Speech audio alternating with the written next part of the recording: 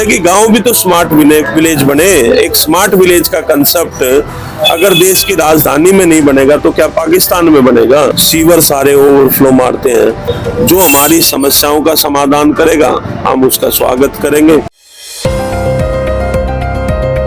नमस्कार दर्शकों, आप देख रहे हैं एयर न्यूज। मेरा नाम है महक शर्मा। तो आज मैं मौजूद हूँ रामफल चौक में, जहां मैं बात करने आई हूँ श्री सुरेंद्र सोलंकी जी से, जो जिस तरह से पहले वे राजनीति में भी काम कर चुके हैं, लेकिन जो समाज के लिए कार्य हमारी सरकार कर रही है उनको पसंद नहीं आया और वे चाहते हैं इस बार जो विकास हो वो धरातल से, हमारे ग्रामीण इलाकों से हो। ग्रामीण इलाकों के लिए जिस तरह से कार्य नहीं किया जा रहा, तो वो चाहते हैं कि इस बार जो सरकार है ग्रामीण पर ध्यान दे। तो चलिए आज उनसे बात करते हैं कि किस किस तरीके की समस्याओं का सामना उन्हें करना पड़ा है और क्या कुछ सरकार उनके लिए कर रही है। क्या उन्होंने कभी इस चीज के लिए आवाज उठाई है, और आवाज उठाई है तो किस तरह से सरकार ने उसका जवाब दिया है। तो चलिए चलकर बात करते हैं। सर एक बार पहले आप अपना नाम बता दीजिए। चौधरी सुरेंद्र सोलंकी। जी जी। तो सर जिस तरह से भी मैंने आपसे बात करी तो आपने मुझे बताया कि पहले आप पॉलिटिक्स में थे, तो एक बार मैं आपका थोड़ा सा पॉलिटिकल बैकग्राउंड जानना चाहूंगी कि किस तरह से आप पॉलिटिक्स में आए और क्यों आपने राजनीति छोड़ी। देखिए, पिछले वैसे तो 50 साल से हमारा जो परिवार है वो सामाजिक जीवन में रहा है, सामाजिक जिम्मेवारी में रहा है। मेरे दादाजी भी लगभग 25 साल, जो हमारी पालम 360 खाप है उत्तर भारत की सबसे बड़ी खाप, इसके प्रधान रहे और लगभग 17 साल मेरे पिताजी रहे। लेकिन कोरोना काल में अचानक से जो है मेरे पिताजी का देहांत होने के बाद मैंने ये जिम्मेवारी संभाली। रही बात राजनीति की, राजनीति में मैं था और मैं नॉमिनेट काउंसलर भी रहा, एल्डरमैन भी रहा और चुनाव भी लड़ा और विभिन्न पदों पे रहा। राष्ट्रीय लेवल पे भी मैं किसान जो विंग थी उसका राष्ट्रीय उपाध्यक्ष, फिर राष्ट्रीय कार्यकारी अध्यक्ष भी रहा।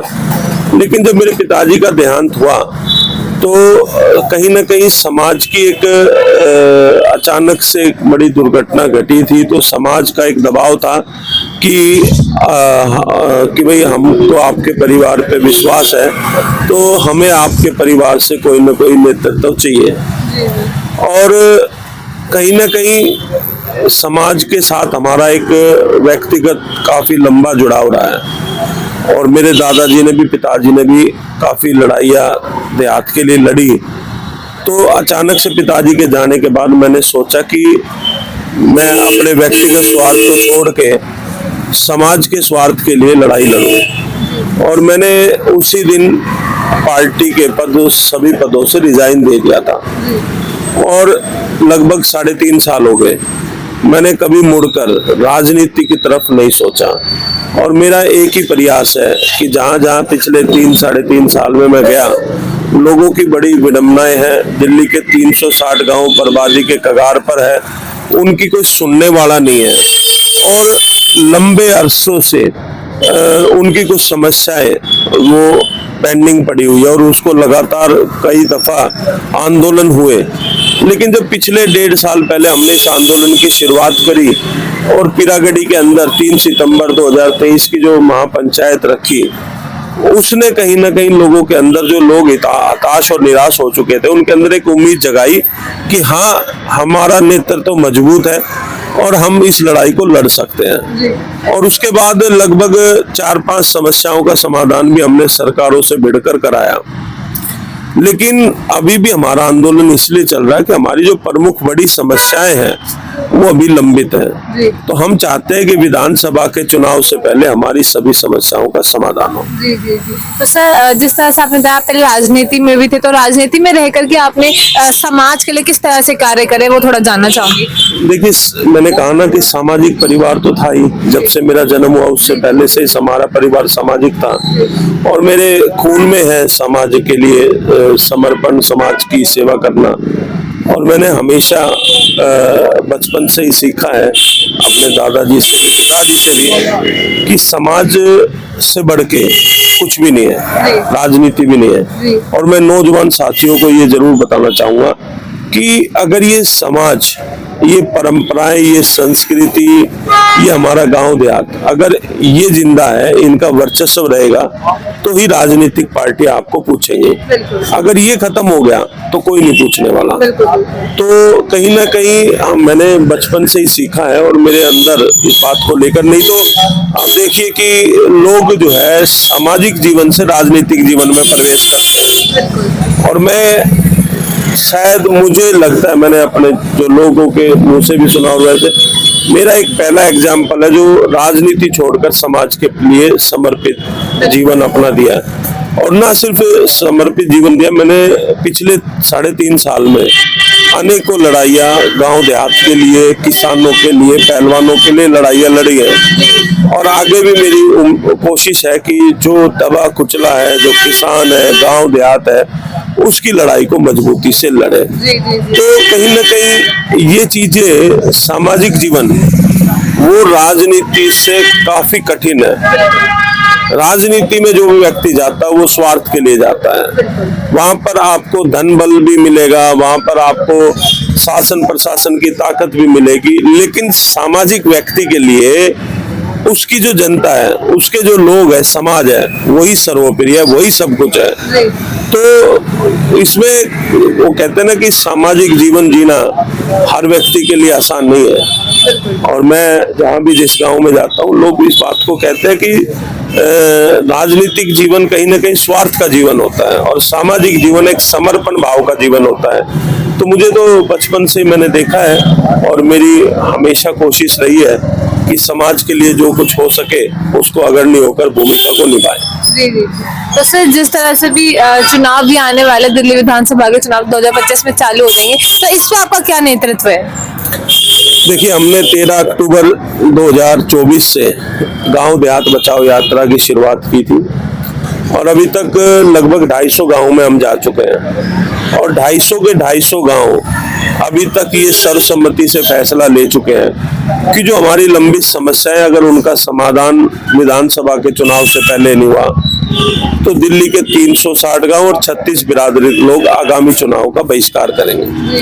अब सवाल उठता है कि बहिष्कार क्यों करेंगे? क्योंकि आज तक जितनी भी सरकारें आई, उन सभी ने दिल्ली देहात के लोगों को ठगा है, लूटा है।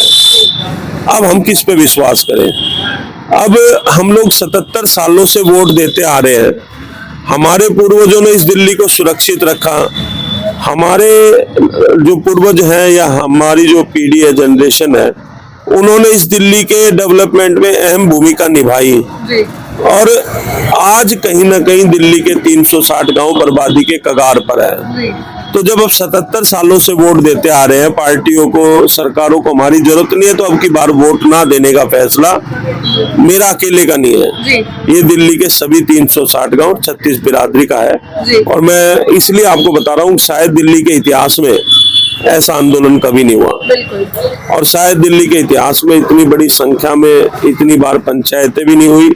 और एक इतना बड़ा मूवमेंट जहां पर 250 से ज्यादा गांवों ने सर्वसम्मति से फैसले लिए हैं और बड़ी संख्या में लोग आ रहे हैं। तो सरकारों में और पार्टियों में घबराहट तो है, लेकिन वो वहीं पर ही अभी सोचने को मजबूर है, 2 कदम आगे आने को तैयार नहीं है। और हमने भी अब की बार प्रण किया कि या तो वो आगे आकर इन समस्याओं का समाधान करे, वरना अब की बार दिल्ली के लोग चुनाव का बहिष्कार करेंगे। सर, किस किस समस्याओं का बात करें कि कौन सी ऐसी समस्या है जो मेन आपको लग रही है कि इनका होना जरूरी है अगर चुनाव की बात करते हैं? देखिए, कोड़ियों के भाव, हमारी जमीनें ले ली, शहरीकरण के नाम पर सारी ग्राम सभा की जमीनें सरकारों ने कब्जा ली, मूलभूत सुविधाओं से हमें वंचित रखा गया, फिर हमारे से टैक्स मांगते हैं। तो किस बात का टैक्स हम लोग दें? दूसरा, हमारे पड़ोसी राज्य है, वो भी हमारे भाई है, हमें उनसे कोई गुरेज नहीं, लेकिन सरकार का रवैया बता रहा हूँ। वहां पर 14 से 15 करोड़ 20 करोड़ प्रति एकड़ मुआवजा भूमि अधिग्रहण में मिलता है। दिल्ली में 53 लाख रुपए। हमारी मांग है कि दिल्ली में सर्कल रेट बढ़ा के 10 करोड़ रुपए प्रति एकड़ किया जाए। हमारी मांग है कि दिल्ली के गांव में कोई हाउस टैक्स ना लगे, जैसा कि पिछले साल हमारी डिमांड पर मेयर और डिप्टी मेयर ने घोषणा की थी, लेकिन आज तक उसका नोटिफिकेशन नहीं आया। हमारी मांग है कि हमारा लाल डोरे का विस्तार 1908 के बाद आज तक नहीं हुआ। आबादी 50 गुना तक बढ़ गई, तो लाल डोरे का विस्तार होना चाहिए। हमारे जो भूमिहीन किसान भाई हैं 74/20 सूत्री के तहत जिनको मालिकाना हक जमीनें दी गई, तो उनको मालिकाना हक आज तक नहीं मिला। मास्टर प्लान 2021 लाने की बात करते थे 2007 में, आज 2024 आ गया, अब 41 की बात करें उस पर कोई बातचीत नहीं है।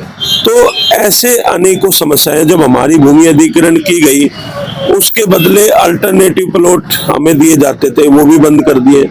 तो ऐसे अनेकों समस्याएं हैं जिनको लेकर दिल्ली देहात के लोग काफी पीड़ित हैं, परेशान हैं।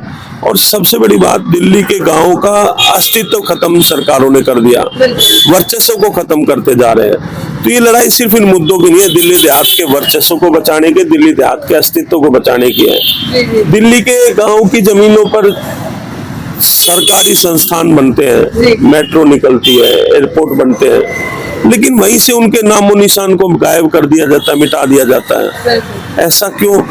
जब पूर्व के भी प्रधानमंत्रियों ने और अंग्रेजों ने भी ये बात की थी कि दिल्ली के आसपास ये जो गांव बसे हैं इनकी वजह से दिल्ली सुरक्षित है।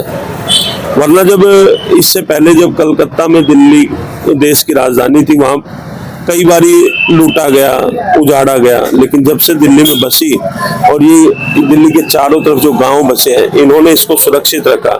और आज उन गांवों का अस्तित्व खतरे में है।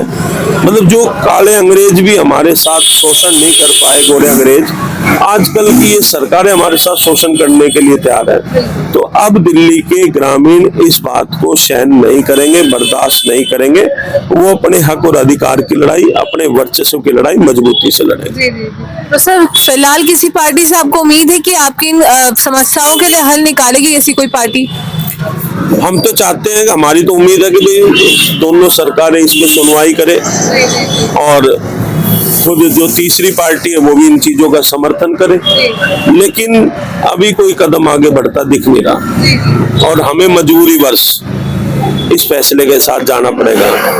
और ये फैसला हमने कोई अचानक से नहीं किया कि चुनाव डिक्लेयर हो गया, हमने पहले सरकारों को चेताया। लगभग 1 महीने से ज्यादा तो हमने बहिष्कार का ऐलान किया, यात्रा निकाली, लेकिन अब भी सरकारों के कानों पे जू नहीं रेंग रही। तो हमें लगता है कि फिर इनको दिल्ली के गांव वालों की जरूरत नहीं है। तो गांव वाले भी अब इससे ज्यादा अपने आप को ठगवाएंगे नहीं, अपने आप को लुटवाएंगे नहीं। अब की बार मजबूती से और भी कुछ कड़े फैसले आने वाले दिनों में लिए जा सकते हैं। सर, अगर इसी कंप्लेंट के लिए आपने कभी आगे से बात करी हो किसी सुपीरियर प्रायोरिटी से, तो उनका कहना क्या है इस चीज के ऊपर कि वो क्या हेल्प करेंगे या नहीं? देखिए, पिछले 1 साल में हमारी दिल्ली के मुख्यमंत्री, दिल्ली के उपराज्यपाल, मंत्री और केंद्रीय मंत्री सब तक हमारी आवाज पहुंच चुकी है, सबके साथ हमारी बैठकें हुई है। लेकिन कहीं ना कहीं मैंने कहा ना कि वो लोग चाहते नहीं कि गांव को उनके अधिकार मिले।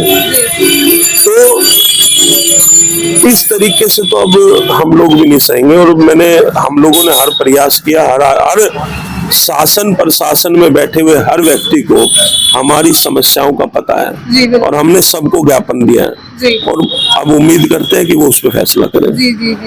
तो इस बार जैसे चुनाव आने वाले, अगर कोई पार्टी ऐसी होती, जैसे अगर फिलहाल दिल्ली में है, तो दिल्ली में तो आम आदमी पार्टी के, क्या पता भाजपा की सरकार है तो वो कार्य कर दे आप लोगों के लिए। हम तो वही कह रहे हैं कि आश्वासन तो सब देते हैं, लेकिन हमें समाधान चाहिए। अगर मैंने कहा ना कि हमने ये फैसला कर रखा है कि जो भी सरकार या पार्टी हमारा इन मुद्दों पे साथ और समर्थन देगी, हम उसका धन्यवाद करेंगे। लेकिन हमें आश्वासन नहीं चाहिए, समाधान चाहिए। अगर भारतीय जनता पार्टी चाहती है कि वो सत्ता में आए, तो सत्ता का रास्ता देहात से ही बनता है। वो देहात की इन समस्याओं का समाधान कर दे, तो हो सकता है देहात के लोग उनका समर्थन कर दे, या आम आदमी पार्टी अगर इन समस्याओं का समाधान कर दे। हमारी लड़ाई मुद्दों की लड़ाई है, हमारी लड़ाई किसी व्यक्ति विशेष से, किसी पार्टी से, किसी सरकार से, एक से नहीं है।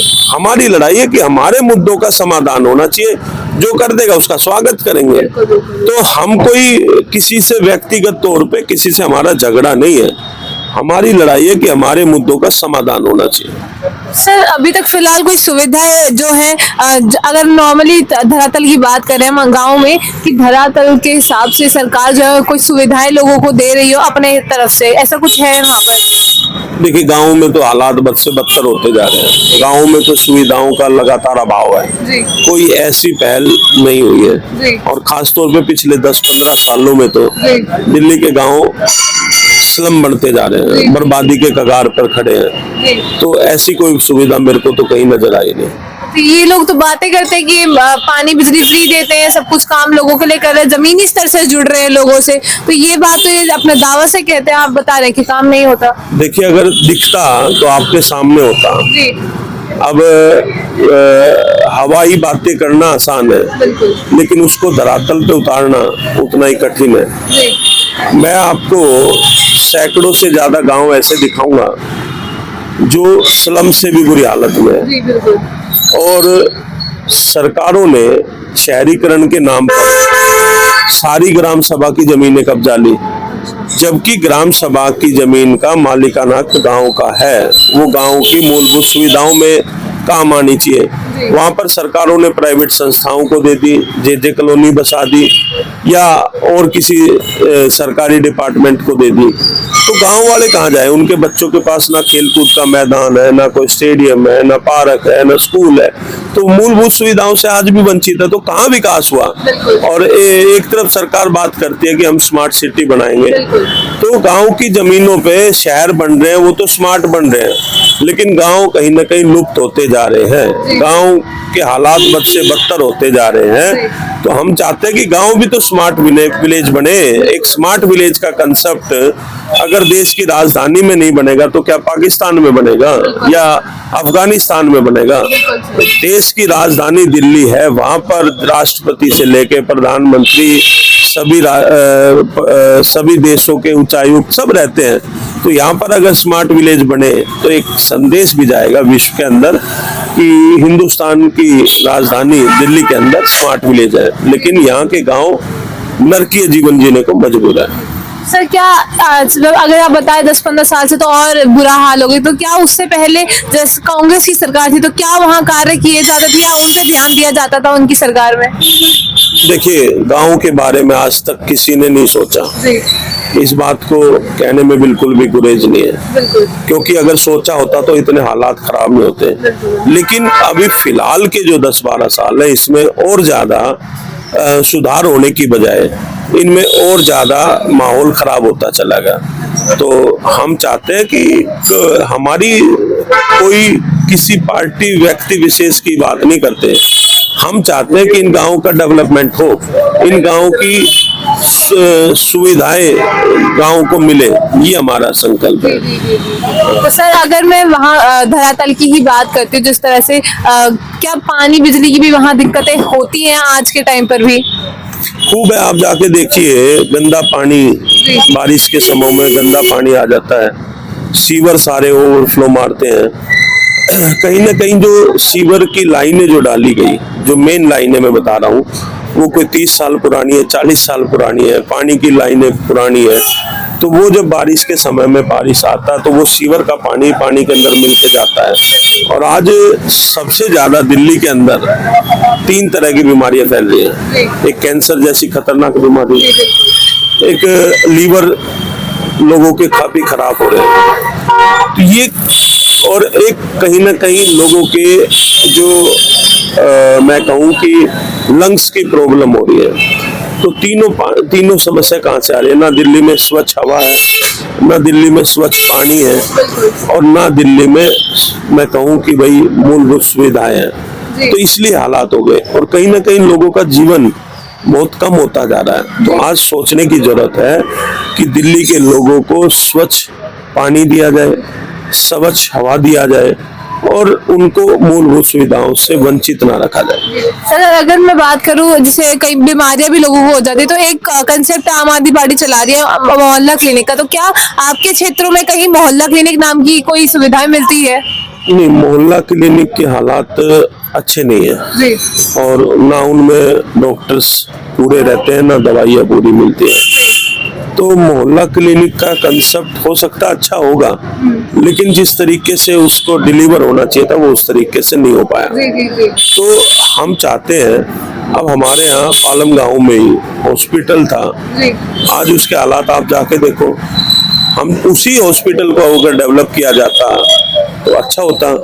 दूसरा, अभी एक इंदिरा गांधी हॉस्पिटल यहाँ पर सेक्टर 9 में खुला था, यहाँ पर वो धीरे धीरे डेवलप होने लगा था और बहुत बड़ा यहाँ के लोगों को यहाँ पर उसमें इलाज मिलने वाला था, लेकिन वो भी एक तरीके से डंप हो गया। आज वहाँ पर ना डॉक्टर हैं, ना ऑपरेशन होते हैं, ना मशीन है। इतना पैसा सरकार ने लगाया और वो सब बर्बादी के कगार पर है। तो सरकार कहीं ना कहीं लोगों को स्वच्छ पानी देने में, लोगों को स्वास्थ्य की चिंता में कहीं ना कहीं विफल रही है, और अब जरूरत है कि लोग समझ रहे हैं। और हमारी बात करें तो हमने तो फैसला किया है कि हमारे लिए तो सारी सरकारें और सारी पार्टियां एक जैसी हैं। हमें तो अपनी समस्याओं के समाधान से मतलब है। जो हमारी समस्याओं का समाधान करेगा हम उसका स्वागत करेंगे, और जो नहीं करेगा तो उसका इलाज भी करेंगे। तो मतलब अभी 3 महीने हैं इलेक्शन आने में, और इलेक्शन के टाइम से पहले अगर काम होते तो आप उस पार्टी को वोट देना चाहेंगे? नहीं, वोट का फैसला तो मैं अकेला नहीं करूंगा, हमारे सब लोग करेंगे सब बैठ के। लेकिन मैं इतना जरूर कह सकता हूँ, मैं पंचायती रूप से ये फैसला लिया हुआ है कि जो हमारी समस्याओं का समाधान करेगा हम उसका स्वागत करेंगे, और जो नहीं करेगा तो उसका विरोध करेंगे। तो इसका मतलब आप समझ सकते हो। तो सर, जिस तरह से आप बता रहे हो, ये जो योजना आपने बनाई है पूरे गांव से, मतलब कब से ये काम आप लोग कर रहे हैं, कब से इस चीज का बहिष्कार के लिए आप लोगों ने बात करी है? हम लोगों ने 13 अक्टूबर से इस यात्रा की शुरुआत की थी, और उस दिन मंगोलपुर कला से ये शुरुआत हुई, और ये यात्रा दिल्ली के चारों तरफ जा चुकी है। कुछ गांव बाकी हैं, बाकी सब गांव ने फैसले ले चुके हैं, और आने वाले दिनों में हम एक बड़ी महापंचायत भी जल्द करने वाले हैं, और उसमें कुछ और कठोर निर्णय आने वाले दिनों में लिए जा सकते हैं। सर, सरकार का इस यात्रा पे क्या रिएक्शन था? मतलब सरकार इस चीज के लिए आपको लोगों को कुछ भी बोली नहीं है? दुर्भाग्य तो यही है कि दिल्ली देश की राजधानी के वो 360 गांव जिनकी वजह से दिल्ली सुरक्षित रह पाई, जिनकी जमीनों पे ये शहर बचा, और इतना बड़ा आंदोलन चल रहा है, और सरकारें, दोनों ही सरकारें चुप्पी साधे हुए हैं। मुझे समझ में नहीं आ रहा। एक कहावत है ना कि विनाश काले विपरीत बुद्धि, तो ये कहीं ऐसा ही लगता है। और मैं कहना चाहूंगा कि देश की तरक्की का रास्ता गांव से निकलता है। अगर गांव के हालात और गांव इतने मजबूर और लाचार हैं तो उनकी सुनवाई होनी चाहिए। बहुत बहुत शुक्रिया। तो जिस तरह से आपने यहाँ बात सुनी श्री सुरेंद्र सोलंकी जी की, कि किस तरह से वे चाहते हैं कि इस बार कोई सरकार अगर आती है तो तरीके से ग्रामीण के हिसाब से विकास करे, ग्रामीण का ध्यान रखे, और देहात का जिस तरह से अब बिल्कुल भी काम नहीं किया जाए, देहात में विकास नहीं किया जा रहा है, देहात का कार्य किया जाए, उसी तरह से वहाँ पर इलेक्शन के टाइम पे पार्टी को वोट दिया जाएगा। और अगर पार्टी वहाँ पर काम करने में विफल होती है तो उस तरह से वे इस बार इलेक्शन का बहिष्कार भी करने वाले हैं। तो इसी तरह की और वीडियोस के लिए जुड़े रहिए हमारे चैनल के साथ। मेरा नाम है महक शर्मा और आप देख रहे हैं एयर न्यूज।